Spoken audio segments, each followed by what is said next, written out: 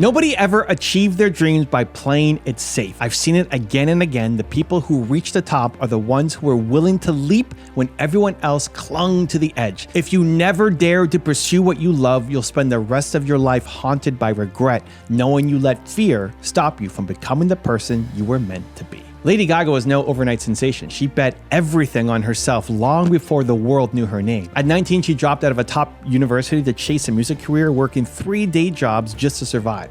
Soon, her gamble seemed to pay off. She landed a record deal, but 3 months later, the label dropped her. Gaga was devastated. That Christmas, she moved back into her childhood home in tears. Everything in her screamed that she'd failed, but instead of giving up, she doubled down on her dream. She hit the grimy New York clubs and burlesque shows that finally let her unleash her authentic self. There, amid the dive bars and drag queens, she honed the fearless persona that we now know. And it was in one of those clubs that she got her next big break. R&B star Akon saw her perform and signed her to an Interscope imprint. By 2008, Lady Gaga's debut album was a global smash, and the world recognized a star had been born. But remember this, when she was dropped by that first label, Gaga felt the same crushing doubt you feel when your dreams get rejected. She faced the same pressure to quit that you might be facing right now. The only difference is she didn't quit. She felt the fear and kept going anyway, and that made all the difference. When I was 19, I had to make the hard decision of my life. I had dream job offers waiting, jobs I'd wanted all through college, and I turned them all down. Instead, I agreed to take 30% of a struggling startup and pay myself just $300 a month.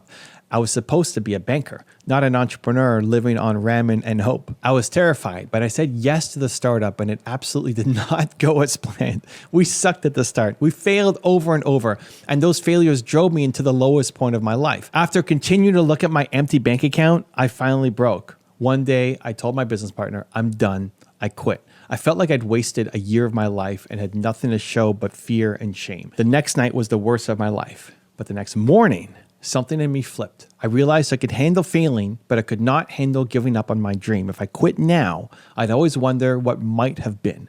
So I decided to give it one more shot. But this time I tried something different. I read how Bill Gates made his first million and discovered his strategy of partnering to sell software. So why not model it, I thought. I went back to my partner, yes, after quitting the day before, and we refocused our approach. I started reaching out to potential partners, trying to sell through them instead of all alone. And within a few weeks, I closed my first major deal. Everything began to turn around. That tiny company I joined at $300 a month grew to over 300 customers in 30 countries, and we got acquired. None of that would have happened if I hadn't made one gutsy decision under pressure: to press on just a little bit longer when every fiber of my being wanted to run. I was scared, I hesitated, and I acted anyway. And that made me who I am today. Now, you might be thinking, sure, this all sounds great for them, but I just can't risk everything like that. I have responsibilities. I'm not Lady Gaga or Elon Musk. I'm just me. Maybe you have a family to support or a mortgage to pay. Maybe you're telling yourself you're just not talented enough. You're not lucky enough, not something enough to pull it off. Listen, that voice is lying to you. Every one of the people that I'll talk about here, they felt the fear. They had doubts. They had people telling them they were crazy, but they didn't let that stop them, and neither can you. In fact, the riskiest thing you can do is play it safe. Mark Zuckerberg, who built Facebook, said it best. In a world that's changing really quickly, the only strategy that is guaranteed to fail is not taking risks. If you freeze and you do nothing, you're virtually guaranteeing that nothing will change. And years from now, do you know what hurts more than failure? Regret. Psychologists have found that when people look back on their lives, they regret the chances they didn't take far more than the ones they did. So yes, you might fail if you go after your dream, but if you don't even try, you'll live with regret. Which one do you think is worse? The pressure you're feeling right now, that knot in your stomach, it's not there to hold you back. It's there to push you forward. So let's push forward together. Okay, you've seen how Lady Gaga put it all on the line for her passion. She is far from alone. Now let's dive into nine more incredible people who risked it all to chase their dreams and see what you can learn from each of them. If you've been here before, drop a hashtag Believe in the comments below so I can feature you here in a future video. And if you're new, welcome to Believe Nation, the only channel that helps you believe in yourself daily, one video at a time. Believe. Sylvester Stallone, betting on himself when it mattered most. In the mid-1970s, Sylvester Stallone was a broke, struggling actor with a paralyzed slur to his voice and barely $100 in his bank account. He had to sell his dog to buy food, but Stallone had one thing going for him: a script he'd written in a fever of inspiration, the story of an underdog boxer named Rocky. When Hollywood producers read Rocky, they loved it. They offered Stallone $300,000 for the script, an unheard of sum for an unknown writer. There was just one catch. They wanted a famous actor, not Stallone, to play the lead. This moment right here, that was Stallone's crossroads. He had nothing, no money, no security, yet he refused to sell his story unless he could star in it as Rocky. The studio kept upping the offer all the way to $350,000. Stallone still said no. Imagine that. He's practically homeless, but he walks away from a small fortune on principle. He later said, "You just roll the dice and fly by the seat of your pants." That's exactly what he did. Ultimately, the producers caved. They paid Stallone a fraction of their original offer, $35,000, and let him play Rocky. Stallone poured every ounce of his soul into that film. And we know how the story ends. Rocky became an Oscar-winning smash hit, grossing over $225 million. It turned Sylvester Stallone, the starving actor who bet on himself, into a Hollywood legend. Now think about what you can take from this. Stallone literally had nothing to lose except his dream, and he protected that dream with everything he had.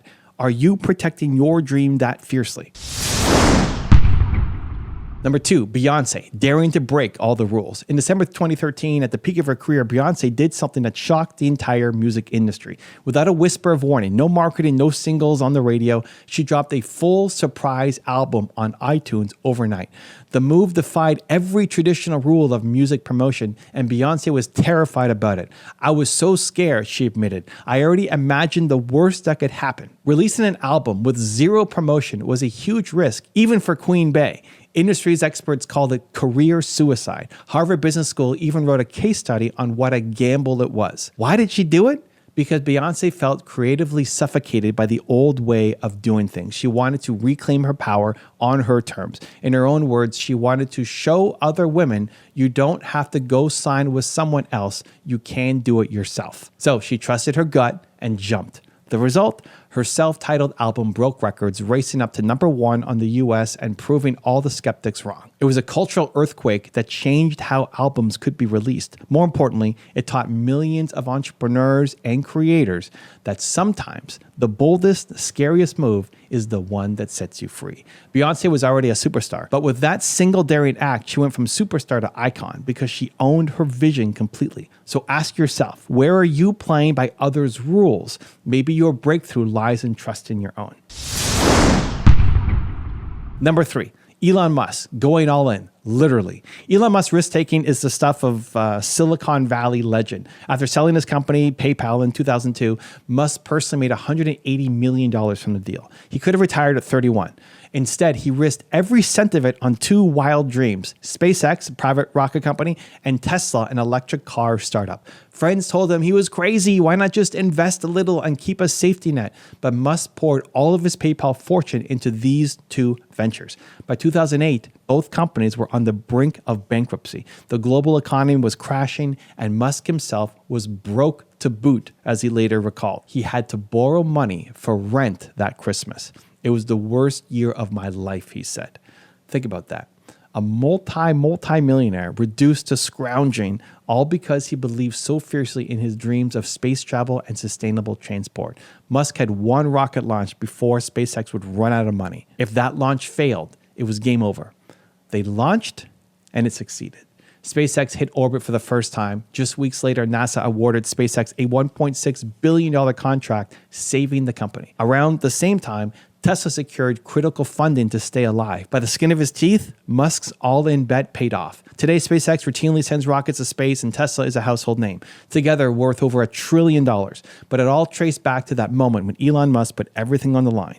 The takeaway here isn't be reckless with your money, it's have skin in the game. Musk was so invested, literally, that failure was not an option. He worked night and day, slept under his desk, and did whatever it took. When you treat your dream like your life depends on it, powerful things happen. Also, if you want to take real action after this video, I made a free worksheet just for you. It covers the top lessons from today, gives you space to write your biggest takeaways, and helps you build a simple action plan. It's 100% free. Just click the link in the description below to go check it out.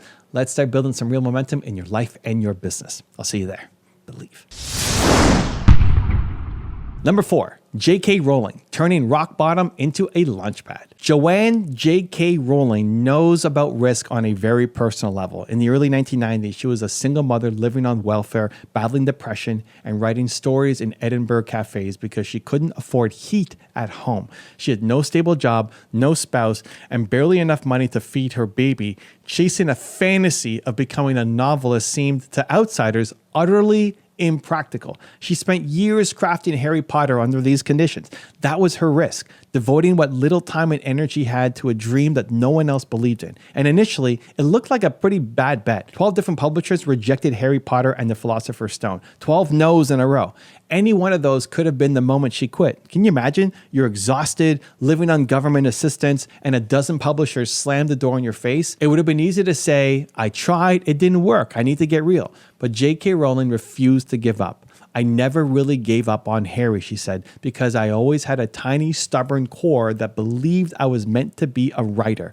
Finally, a small publisher, Bloomsbury, took a chance on her manuscript, and we all know what happens next. Harry Potter became a once-in-a-century phenomenon, making Rowling the world's first billionaire author. The key here is that she risked continued failure and hardship in the short term for a chance at a massively different future. She literally bet years of her life on a story about a boy wizard, and the bet transformed her life and millions of others. If you're hesitating because the odds look bad or people scoff at your idea, remember, Rowling writing in that cafe. Remember that every single no is one step closer to yes, as long as you keep knocking on doors. Number 5, Walt Disney, betting his home on his vision. Walt Disney is now synonymous with magical success, but in 1937, he was on the verge of losing everything for his dream. Disney had a bold idea to make the world's first feature-length animated film, Snow White and the Seven Dwarfs. Today, that sounds cute. At the time, it sounded insane. A full-length cartoon was such a crazy gamble that Hollywood insiders called it Disney's folly. They were sure it was going to ruin him. Walt's own wife and brother tried to talk him out of it, but Disney believed in the project, so he went all in. He and his brother, Roy Disney, mortgaged their homes to help fund the production. The studio took out loan after loan, stretching to the brink of collapse. Midway through production, Snow White ran massively over budget. It ended up costing $1.5 million, an unheard of amount in the 1930s. There were moments when Walt couldn't make payroll and was begging bankers for one more loan. He was literally risking his family's house on this animated fairy tale. Finally, in late 1937, with Walt Disney's personal finances going to zero, Snow White premiered. What happened? It received a standing ovation from the audience and went on to become the highest grossing film of its time. It validated Walt's crazy gamble 1,000 times over, and it gave birth to the Disney empire that we know today. But imagine if it had failed. Walt Disney would have been financially ruined. He knew that. Yet he was willing to take the chance because he so passionately believed in the art of animation. His risk wasn't just about money. It was about proving that animation could move people's hearts, and it did. The lesson here for us is sometimes the world calls your dream folly until you prove them wrong. If your conviction is that strong, you might have to put everything on the line. That's sometimes what it takes to build something that outlasts you. Number 6, Oprah Winfrey, reinventing at the pinnacle of success. Oprah Winfrey was already a multimillionaire media queen when she decided to take one of the biggest risks of her career. In 2011, at age 57, Oprah walked away from her phenomenally successful daytime talk show, the #1 show for 25 years, to launch her own cable network, OWN. Think about that. She voluntarily gave up a sure thing. Her show was a money printing machine to start a new venture from scratch. And the launch of OWN was rough. In its first year, Oprah's network struggled so badly, it lost over $100 million and was bleeding viewership. Critics called it Oprah's flop. Her reputation took a huge hit for the first time in decades. She was kept out of Time's most influential list that year. Oprah herself went on TV and confessed, "Had I known it was this difficult, I might have done something else. This is Oprah Winfrey, one of the most confident, capable people on the planet, admitting that self-doubt had crept in. That's how intense the pressure had gotten for her. She invested not just her money, but her name, her legacy into OWN, and it looked like a very public failure. But here's the thing about Oprah. She doesn't give up. Instead of folding, she doubled down too. In 2012, she took over as CEO of OWN, retooled the programming, and partnered with people who could bring fresh content like filmmaker Tyler Perry. Slowly but surely, the network's fortunes reversed. By 2013, OWN was turning a profit and climbing in its ratings. Today, OWN is a success and an extension of Oprah's vision, but it exists only because Oprah was willing to risk her enormous success to grow even further. She could have coasted on her talk show into comfortable semi-retirement. Instead, she essentially said, I'm going to bet my empire on the chance to empower more people in a bigger way. So for us, the takeaway is that even at the top, growth requires risk. You're never too successful to challenge yourself. Oprah had everything to lose, and that's exactly why she had to try. Number 7, Dwayne "The Rock" Johnson, from $7 to $7 Productions. Today, Dwayne "The Rock" Johnson is a global movie star and entrepreneur, but in 1995, he was just a 22-year-old kid with a failed dream. He'd spent his youth training to be a professional football player. That dream collapsed when he got cut from the Canadian Football League. Suddenly, he had no team, no career, and only $7 to his name. Literally $7 in his pocket when he flew home to Florida. He sank into depression living in his parents' tiny apartment, feeling like he'd let everyone down. But in that rock bottom moment, Johnson made a decision. He refused to be defined by failure. With only $7, he looked in the mirror and told himself 2 things. I'm broke as hell, and one day I won't be. He pivoted to a new path he knew, pro wrestling, his family's business. Even there, success wasn't instant. He started as a nobody in dingy arenas, faced the crowds jeering at him, chanting, "Rocky sucks," and paid his dues with countless bumps and bruises. But he poured his heart into it with a ferocious drive, motivated by that memory of having nothing. In a few years, The Rock became the biggest name in WWE. Then guess what? He risked it all again. At the peak of his wrestling fame, he decided to pursue acting, a field where so many wrestlers had failed. Hollywood was skeptical. He's a muscle action guy, not a real actor, they said. Johnson had to prove himself all over from scratch. He took roles that paid a fraction of his WWE income, trained with acting coaches, and hustled. But slowly, film by film, he built a new reputation. Now he's the highest paid actor in the world, with blockbuster franchises and his own production company called $7 Productions in honor of that humble beginning. The Rock story illustrates the power of reinvention and just work ethic. He risked failure twice, once when he had nothing, once when he had everything, and both times it moved him to new heights. His mantra is, always be the hardest worker in the room, and he lives it. So ask yourself, are you willing to outwork everyone and risk starting over in order to live your vision? Number 8, Colonel Harlan Sanders, never too late to risk it all. Not all big dreamers are young. Harlan Sanders, better known as Colonel Sanders, the founder of KFC, was 65 years old when he embarked on the riskiest venture of his life. Up to that point, Sanders' life had been marked by failure and frustration. He had been a farmhand, a soldier, a railroad worker, a lawyer, very briefly, a gas station operator. He kept losing jobs or businesses due to fights and fires, the depression, you name it. In his 60s, he ran a small restaurant attached to a motel in Kentucky where he served fried chicken using a recipe that he'd perfected. But then an interstate highway opened that bypassed his restaurant and he had to shut it down. At an age when most people retire, Sanders looked at his almost empty bank account and saw one last chance. He had a great fried chicken recipe. What if he franchised it to restaurants around the country? So he hit the road, living out of his car, going door to door to diners and cafes to pitch them adding on his Kentucky Fried Chicken to their menu. He was rejected again and again and again. In fact, by his own count, 1,009 restaurants said no before he finally got his first yes. 1,009 rejections. Most people couldn't handle 100 rejections, let alone 10 times that. But the Colonel kept driving, kept pitching. Finally, in 1952, one restaurant in Utah agreed to sell Sanders' chicken. It was a hit. Slowly, deal by deal, Sanders built a franchise network. And by 1964, KFC had grown to 600 locations, and Colonel Sanders sold the company for $2 million, which is about $15 million today. Not a bad retirement fund for a guy who's been barely scraping by. And the brand kept exploding globally way long after. Colonel Sanders became an unlikely celebrity with his face still on every KFC bucket to this day. The lesson here for us is clear. It's never too late to chase your dream, and it's never too late to fail one more time if it brings that failure a little bit closer to your success. Sanders had every excuse to resign himself to a quiet old age. Instead, he risked his small savings and his pride on a crazy idea, and it made history. So whatever age or stage you're at, if you're still breathing, there's still time to bet on yourself. And number 9, Tyler Perry. This is 6. Number 9, Tyler Perry, fighting through failure after adventure. Tyler Perry is one of the most successful writer, producer, actors in Hollywood today, but his early journey was a trial by fire. In 1992, a young Tyler Perry had saved up $12,000 while working odd jobs. He poured every penny of it into producing his first stage play in Atlanta, I Know I've Been Changed. Perry was sure that this play, based on his own painful experience, would resonate with his audience. He rented a small 200-seat theater, scraped together a cast, and prayed for a good turnout. Opening night, only 30 people showed up. The show bombed. Tyler Perry's entire $12,000 was gone in a flash, and he had nothing to show for it. He was devastated. That kind of failure might make you quit on your dream for good, right? Not him.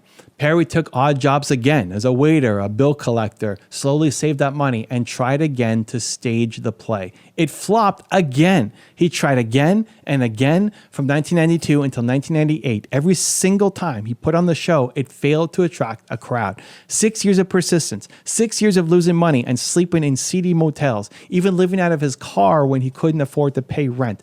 He reached the edge of giving up. His mother pleaded with him to get a real job. But Tyler Perry says, I thought I had failed, but the truth is I never really failed because I didn't stop. Each version of the play taught him something new, a better joke here, or a tighter scene there. In 1998, he tried one last time. He changed his marketing strategy, promoting the play through local churches and the Black community in Atlanta. This time, the word caught fire. The show sold out for 8 nights straight. Tyler Perry finally had his breakthrough. His blend of his humor and his faith and raw honesty struck a chord, and it launched an entertainment empire for him. Within a few years, he was making moves, writing best-selling books, eventually building his own 330-acre film studio, and today, Tyler Perry is a billionaire. But he'd be the first to tell you that the foundation of his success was failure, repeated, soul-crushing failure that he refused to let crush his spirit. So if you're struggling and it feels like you're banging your head against the wall, remember Tyler in that car, homeless but unyielding. Sometimes the darkest hour really is just before your dawn. Now it's your turn. Most people never even get to this point, but you did. You showed up, you listened, and now you're ready to make a move. It's time to take all this inspiration and turn it into action. Think about the one story here that resonated with you the most, the one that made your heart beat a little bit faster. Hold on to that feeling because that's your sign. That's your inner hero saying it's go time. No more excuses, no more waiting for the right moment. You create that moment. Bet on yourself. Start today. And congratulations, you're one video closer to who you're meant to be. Believe. To dive deeper into the incredible story of Colonel Harlan Sanders, check the video right there next to me. I think you'll love it. Continue to believe, and I'll see you there. At 65 years old, Colonel Sanders had nothing. He'd lost his restaurant, was living off a tiny Social Security check, and felt like a failure. Most people would have given up, but not him.